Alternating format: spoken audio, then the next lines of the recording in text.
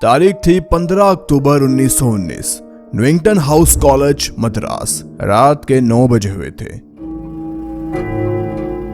न्यूइंगटन house college के जो student थे वहीं कॉलेज के अंदर मौजूद थे। कोई आपस में खेल रहे थे, कोई मजाक कर रहे थे, कोई पढ़ रहा था। ऐसे ही सभी कुछ ना कुछ कर रहे होते।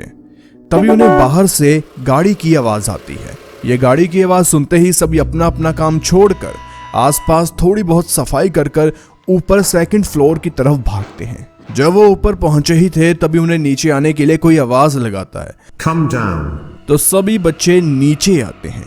नीचे उनका प्रिंसिपल क्लेमर डेल ले हाई खड़ा हुआ था, जो कि अपनी वाइफ डॉर्थी मैरी फिलिप्स के साथ बाहर से कहीं से आ रहा था और उसकी वाइफ के हाथ में उसका बच्चा पकड़ा हुआ था। क्लेमेंट उन सभी को थोड़ा सा बताता है कि कल क्या होने वाला है और उन्हें किस चीज की तैयारी करनी है। ऐसी थोड़ी बहुत बातें करने के बाद क्लेमेंट अपनी वाइफ के साथ अपने फर्स्ट फ्लोर पर बने रूम में सोने के लिए चला जाता है और बाकी जो स्कूल में 9 बच्चे थे वो सेकंड फ्लोर पर रहते थे, उनके रूम्स वहां पर थे। क्लेमेंट पहले से ही थका हुआ था। वो रूम में जाकर चेंज करता है और फिर सो जाता है। तभी रात के 12:30 बज जाते हैं। पूरे स्कूल में अंधेरा, बाहर पूरा अंधेरा, पूरे स्कूल में बिल्कुल पिन ड्रॉप साइलेंस। लेकिन इसी साइलेंस के बीच डॉर्थी, जो कि क्लेमेंट की वाइफ थी, उसे एक तेज आवाज सुनाई देती है जिससे उसकी नींद खुल जाती है। जब उसकी आंख खुलती है तो वो देखती है कि उसके रूम के जो पर्दे हैं उनके ऊपर आग लगी हुई है।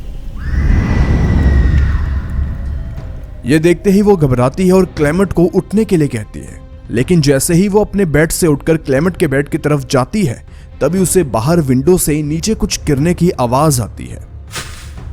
यहां पर डॉर्थी क्लेमेंट के बेड के पास खड़ी हुई थी, उसे आवाज लगा रही थी, लेकिन क्लेमेंट उस समय बहुत गहरी नींद में था। लेकिन जैसे ही डॉर्थी क्लेमेंट को उठाने के लिए पास में पड़े लालटेन को ऑन करती है, उसे क्लेमेंट के बेड पर सिर्फ एक ही चीज दिखती है, वो होता है सिर्फ खून ही खून। क्लेमेंट के सर का नक्शा ही बदला हुआ था।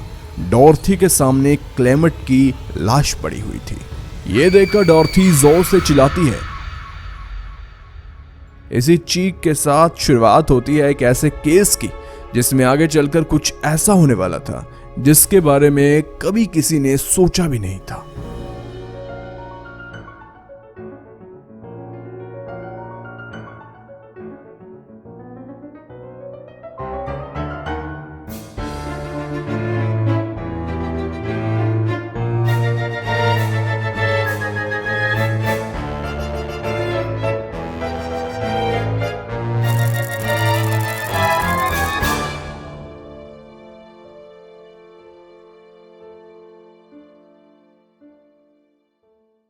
साल 1919 में भारत के ऊपर ब्रिटेन का राज था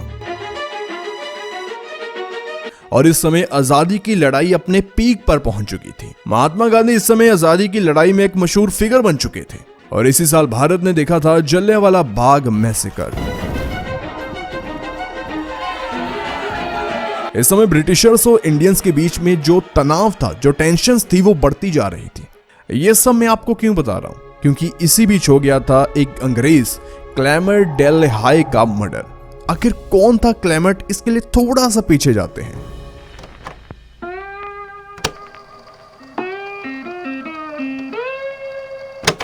साल 1901 में एक 22 साल का ब्रिटिशर भारत आता है। नाम होता है क्लेमर डेल हाई।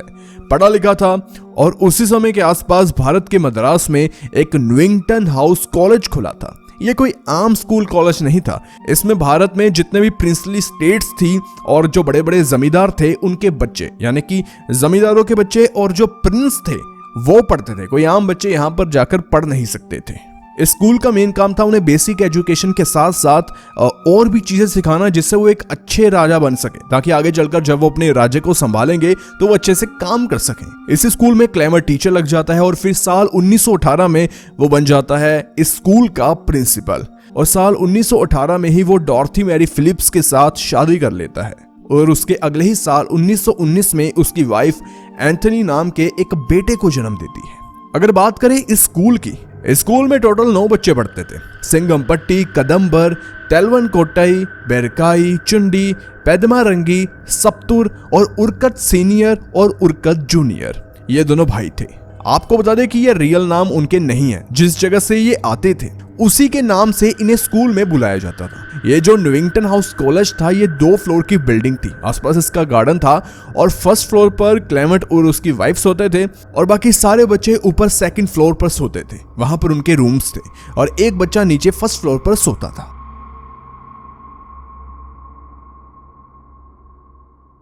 अब चलते हैं उसी दिन पर।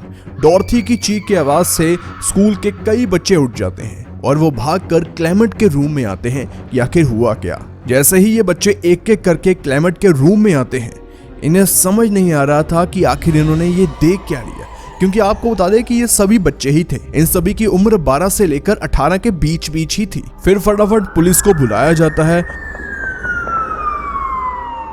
पुलिस आती है, बॉडी को साइड करती है, एविडेंस को कलेक्ट करती है और फिर शुरू होती है इस केस की इन्वेस्टिगेशन।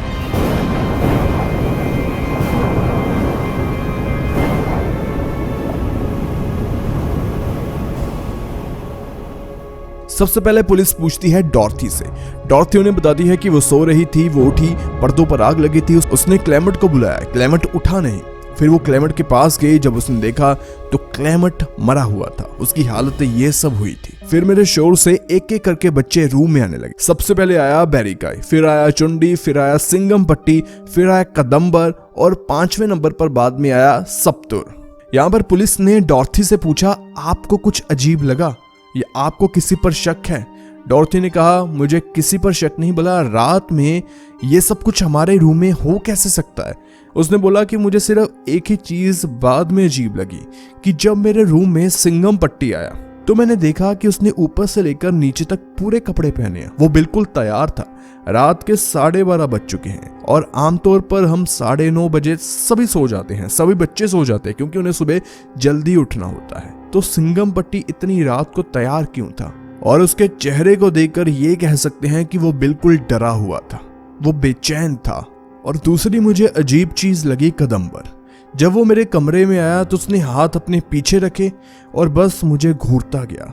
जब मैं उसकी तरफ देख रही थी तो वो अपना मुंह फटाफट साइड कर लेता। हालांकि वो तैयार नहीं था, उसने ऐसे कपड़े वपड़े नहीं पहने थे, उसने धोती पहनी थी और ऊपर कुछ नहीं पहना था। ऐसा लग रहा था कि शायद वो सीधा सो रहा था और उठकर आ गया। इसके बाद में डॉर्थी और पुलिस ऑफिसर ऐसे बात कर ही रहे थे, तभी मेडिकल ऑफिसर मेजर हिंगस्टीन वहां पर आते हैं और वो कहते हैं कि मैंने एग्जामिन किया, क्लेमेंट को पॉइंट ब्लैंक से शूट किया गया है। बंदूक उसके सर के बहुत पास रखी और उसे शूट किया गया।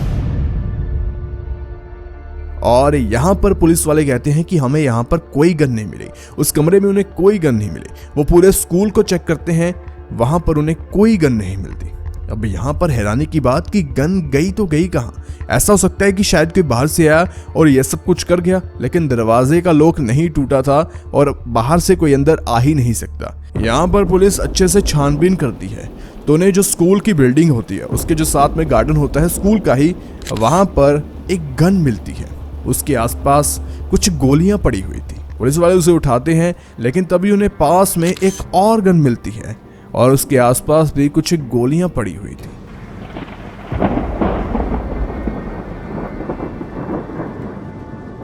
इसके बाद में पुलिस 9 के 9 बच्चों से पूछती है सवाल कि आखिर कुछ घंटे पहले यहां पर हुआ क्या। पुलिस को सुनने को मिलती है कई सारी कहानियां और इसी के आधार पर वो 2 बच्चों को अरेस्ट करती है और उनका नाम था कदंबर और सिंगमपट्टी। आखिर क्या थी वो कहानियां और बच्चों ने क्या क्या देखा था और किसने ये सब कुछ किया, ये सब जानने के लिए हमें जाना पड़ेगा कोर्ट में।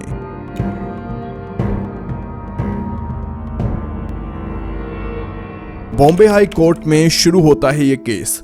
कदंबर के लॉयर का नाम था R.D. वादिया, उन्हें मैं डिफेंस लॉयर कहूंगा, और जो गवर्नमेंट लॉयर थे जो सरकार की तरफ से ये केस लड़ रहे थे उन्हें मैं कहूंगा प्रोसिक्यूटर। तो ध्यान रखिए, यहाँ पर प्रोसिक्यूटर ने पेश किया सबसे पहला सबूत जिस आधार पर उन्होंने कदंबर को अरेस्ट किया था, वो था बेरिकाई। प्रोसिक्यूटर उससे पूछते हैं कि बताओ तुमने क्या देखा। बेरिकाई बोला, जब उस रात गोली की आवाज से मैं नींद से उठ जाता हूँ तो फटाफट अपने रूम से बाहर निकलता हूँ और नीचे जाने लगता हूँ, लेकिन तभी सीढ़ियों से ऊपर कदम्बर और सिंगमपट्टी आ रहे थे और उन दोनों के हाथ में गन्स मौजूद थी। मैंने ये देखा, अंदर चला गया और जब वो वहां से चले गए तो मैं नीचे आया। प्रोसिक्यूटर ने कहा कि हमें तो आई विटनेस मिल गया। यहाँ पर डिफेंस लॉयर ने बैरी गाई से पूछा, चलो ये बताओ तुम सोने से पहले रात में क्या क्या करते हो? बैरी गाई कहता है कि मैं कपड़े चेंज करता हूँ, फिर कभी कभी नहाता हूँ, बाद में लाइट वाइट बंद करता हूँ और फिर मैं सो जाता हूँ। डिफेंस लॉयर ने पूछा, और जब गोली की आवाज आई और तुम उठे उसके बाद क्या किया?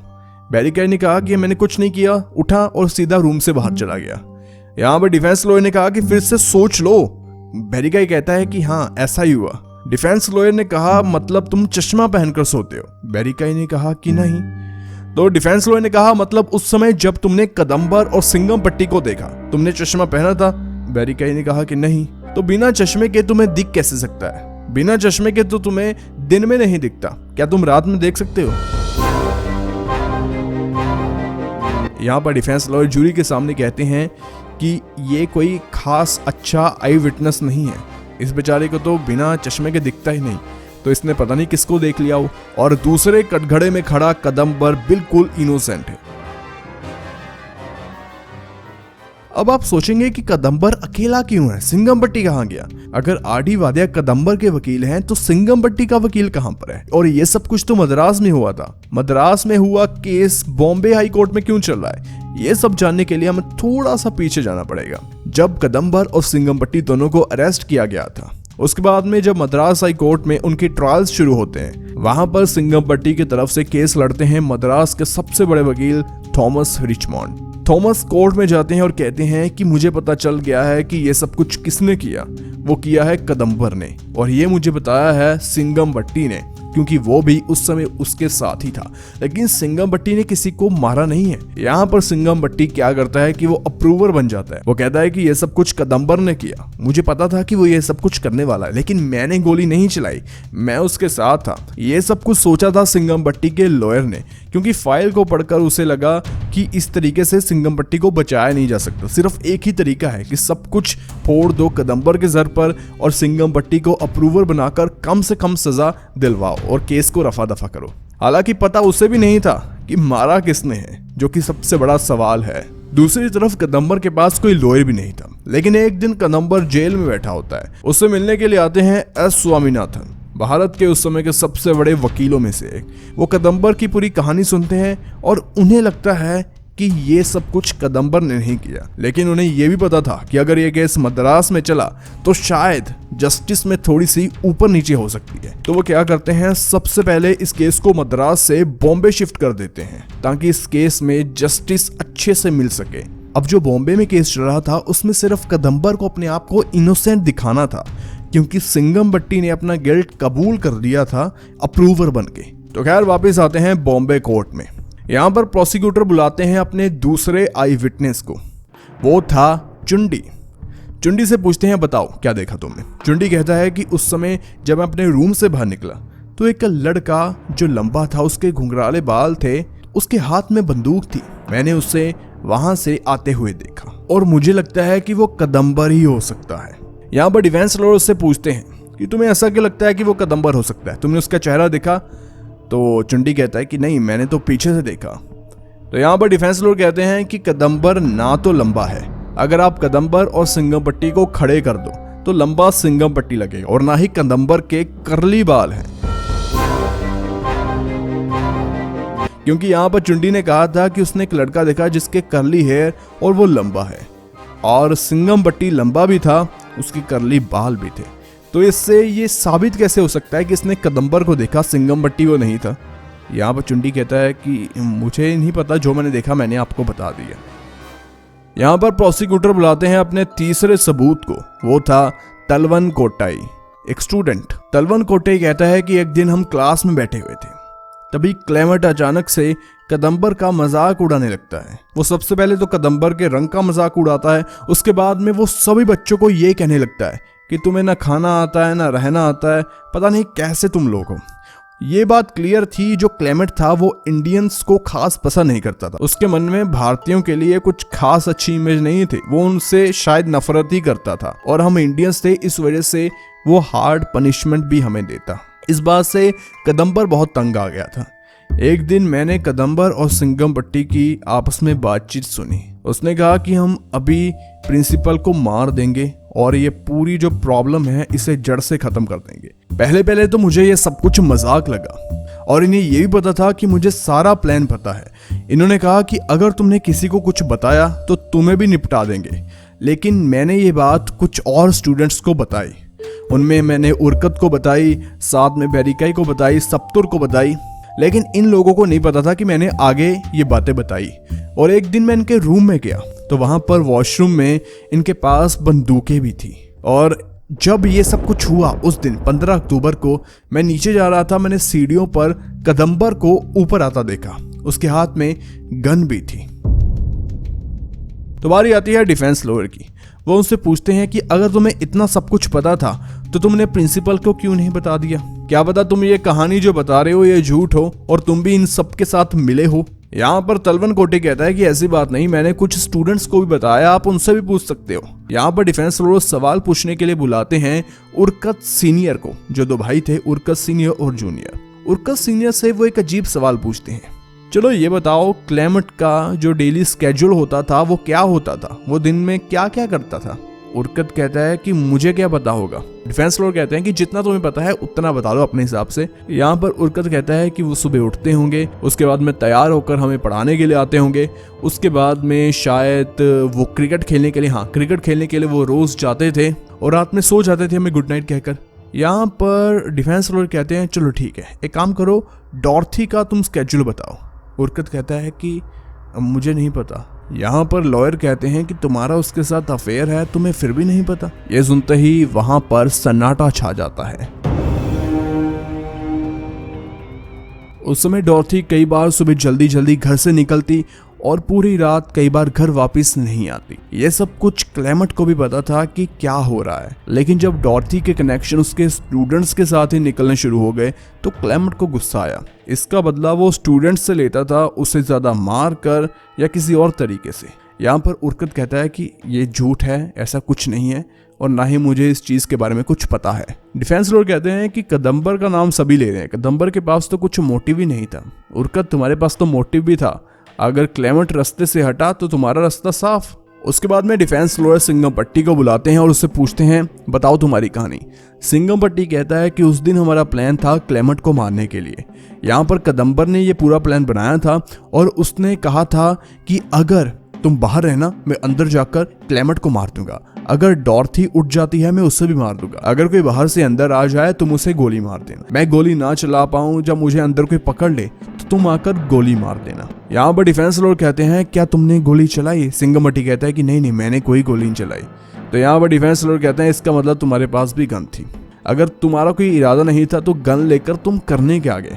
और वैसे भी पुलिस को 2 गन मिली थी उस स्कूल में। इसके बाद में डिफेंस लॉयर जूरी से रिक्वेस्ट करते हैं कि वो एक खास आदमी को कोर्ट में बुलाना चाहते हैं। ये था एक गनस्मिथ, एक आदमी जो कि गन्स का एक्सपर्ट था। उसको वो दोनों बंदूकें दिखाते हैं जो कि उस स्कूल में से पुलिस को मिली थी। उस गन एक्सपर्ट से डिफेंस लॉयर पूछते हैं कि अगर ये 2 बंदूकें हमने बेचनी हो तो क्या ये अच्छे से बिक जाएंगी?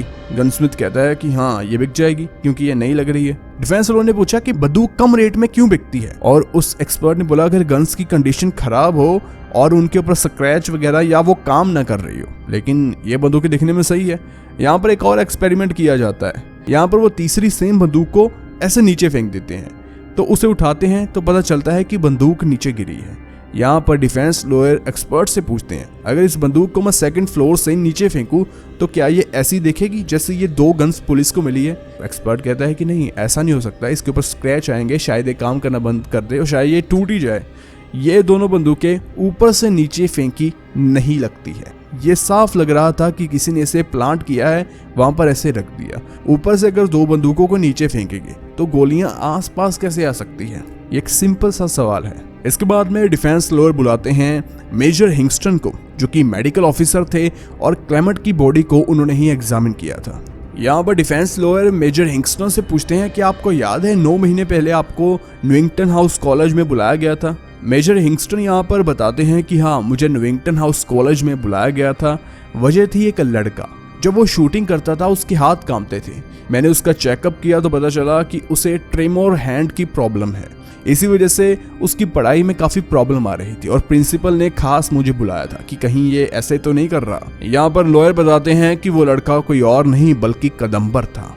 तो अब खुद सोचिए कि कदम्बर जिसको ये प्रॉब्लम हो तो क्या वो किसी को जाकर गोली मार सकता है। यहाँ पर ये चीज सामने रखेगी कि कोई डॉर्थी के ऊपर सवाल क्यों नहीं उठा रहा। वो अपने कमरे में सोई हुई थी अपने बेड पर और जो क्लेमेंट का बेड था अलग। अब यहाँ पर डॉर्थी को जब गोली की आवाज आई वो अचानक से उठी होगी, तो अगर किसी और ने क्लेमेंट को मारा हो तो क्या वो फटाफट से निकल गया वहां से।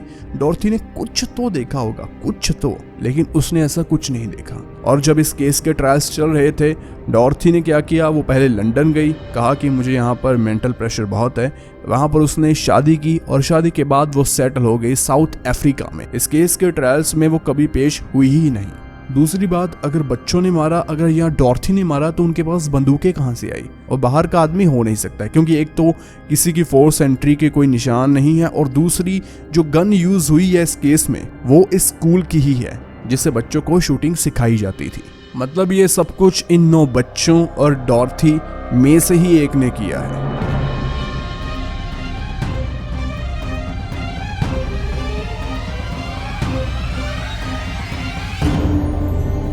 ये केस तो खैर कोर्ट में अनसोल्ड रह गया, लेकिन एक चीज मैं आपको बताना भूल गया। वीडियो की शुरुआत में मैंने आपको बताया था और बाकी सारे बच्चे ऊपर 2nd फ्लोर पर सोते थे, वहां पर उनके रूम्स थे, और एक बच्चा नीचे 1st फ्लोर पर सोता था, और वहीं पर सभी गन्स पड़ी होती थी, और वो बच्चा था कदम्बर।